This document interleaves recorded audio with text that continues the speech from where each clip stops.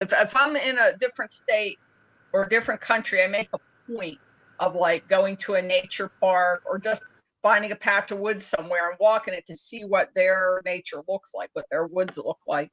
So anyway, I'm used to woods. And so what I found was a Bigfoot sign. Totally freaked me right out the door because now for those, first of all, some people might not even know what a Bigfoot is. Probably most people do, but they're that's my mama. There's 3 characteristics to Bigfoot. And they have been DNA tested, by the way. Well, sort of 4 aspects. In their DNA, they are part human, they are part ape, and part something else that has never been seen before. So they have their DNA, they have dead bodies, they have blood samples, they have hair, they have all this stuff. And if you're told that they don't, that's a lie. So anyway, but as far as the way they are, they're part ape and they're part human. So they kind of behave sort of like an ape and sort of like a human. And then they have supernatural or interdimensional aspects to them. They can disappear and cloak themselves. They can do a lot of funky stuff. And there's more charlatans and money grabbers out there than there are honest people really trying to find out about Bigfoot.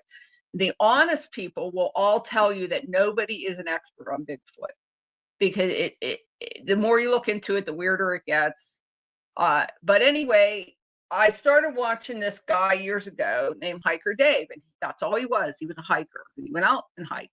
Loved nature, loved to hike in the winter, and I like to watch him hike.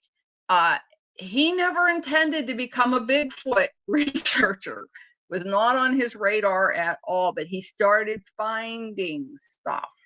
So then after he started pointing out these things, and then I watched other channels about Bigfoot, and the one I always recommend is Monster 911. He counsels people that have encountered Bigfoot, Dogman, and other cryptids. So and it's real people and real stories on there. It's not like a creepy pasta or whatever. And these people are traumatized, and he tries to help them. But anyway, so especially on Hiker Dave's channel and on some other channels, I've learned what these classic Bigfoot signs are.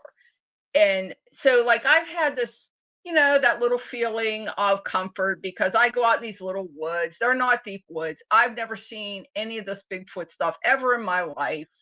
So I never think I'm going to see it, right?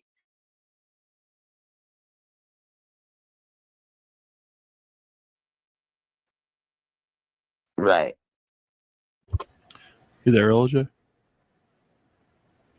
I think you cut out, Eljay. If you can hear us, you cut out. Damn internet.